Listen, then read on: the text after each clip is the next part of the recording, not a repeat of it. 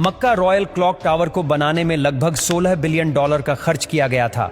Saudi king Abdul अजीज royal clock tower पर दुनिया का सबसे बड़ा घड़ियाल लगाना चाहते थे, जिसके ऊपर लगा होगा एक बहुत बड़ा हीरा और सबसे टॉप पर एक गोल्ड प्लेटेड क्रिसेंट।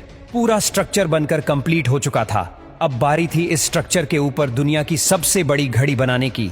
इस काम को अंजाम देने के लिए जर्मनी की पैरट नामी कंपनी को सिलेक्ट किया गया, जिनको इस काम में 165 सालों का एक्सपीरियंस था। इन सब में सबसे बड़ा चैलेंज इस घड़ियाल के कांटे थे। इनको ऐसे डिजाइन करना था कि ये तेज हवा में उखड़ ना पाए। इस घड़ियाल का बड़ा कांटा 23 मीटर्स जबकि छोटा कांटा 17 मीटर लंबा रखना था। यूं समझ ले कि बड़े कांटे को अगर सीधा खड़ा किया जाए तो ये ऊंचाई में 5 स्टोरी बिल्डिंग का मुकाबला कर सकता है। 600 मीटर की ऊंचाई पर हवाएं 200 किलोमीटर पर आवर से भी ज्यादा तेज चल सकती है, जो इस कांटे को बड़ी आसानी से उखाड़ सकती है। आखिरकार घड़ियाल के कांटों को स्पेशल कार्बन फाइबर मटेरियल से बनाने का फैसला किया गया, क्योंकि कार्बन फाइबर एक लाइट वेट मटेरियल है, लेकिन यह स्टील से भी ज्यादा मजबूत होता है। स्टील की कंप्रेशन स्ट्रेंथ यानी दबाव बर्दाश्त करने की ताकत ज्यादा होती है और वो प्रेशर पड़ने पर मुड़ सकता है, लेकिन कार्बन फाइबर प्रेशर पड़ने पर मुड़ता नहीं है। इसके अलावा स्टील में जंग लगने का खतरा भी होता है, जबकि कार्बन फाइबर पूरी तरह से रस्ट प्रूफ रहता है।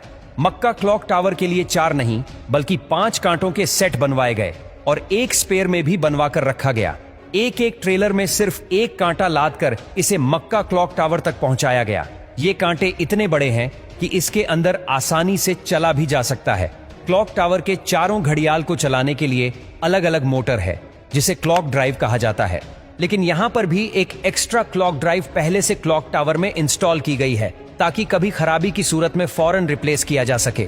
इस घड़ियाल में एक मेंटेनेंस स्विच भी लगाया गया है, जिसे दबाते ही कांटे बिल्कुल सीधे हो जाते हैं और मेंटेनेंस वर्कर्स इसके अंदर जा सकते हैं। इस घड़ियाल के रंग को सिलेक्ट करने के लिए भी काफी सारी रिसर्च की गई। रिसर्च करने के बाद ग्रीन कलर की LED लाइट सिलेक्ट की गई।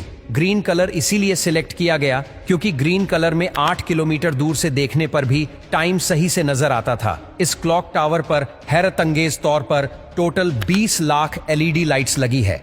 हर एक LED एक दूसरे से 4 इंच के फासले पर लगी है।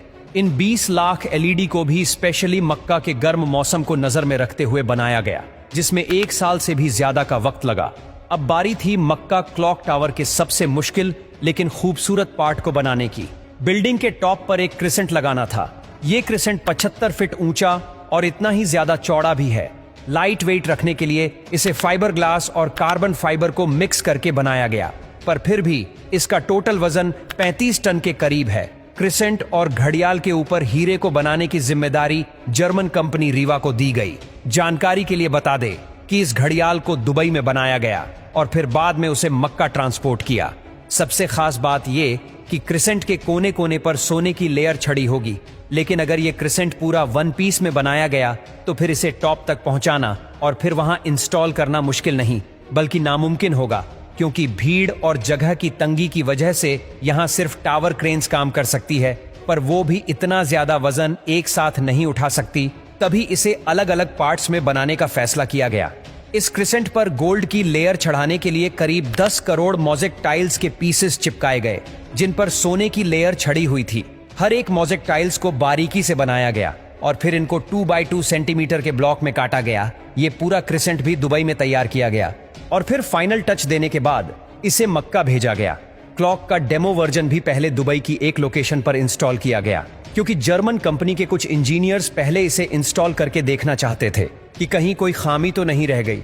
सारे मसले फिक्स करने के बाद ही इसे मक्का तक पहुंचाया गया। 600 मीटर की ऊंचाई पर क्रिसेंट की इंस्टॉलेशन भी एक बहुत बड़ा चैलेंज था, क्योंकि इतनी ज्यादा ऊंचाई पर टावर क्रेन्स इतना ज्यादा लोड नहीं उठा सकती। इस क्रिसेंट को 4 अलग अलग हिस्सों में ऊपर खींचा गया और एक हिस्से का वजन करीब 4 टन था। ये इंजीनियर्स और वर्कर्स के लिए काफी खतरनाक टास्क था, क्योंकि एक तो टावर क्रेन्स इतनी ज्यादा ऊंचाई पर होने की वजह से ज्यादा वजन नहीं उठा सकती थी। दूसरा, अगर इस प्रोसेस के बीच तेज हवा चल पड़ी तो पेंडुलम इफेक्ट की वजह से 4 टन का वजन डबल भी हो सकता है।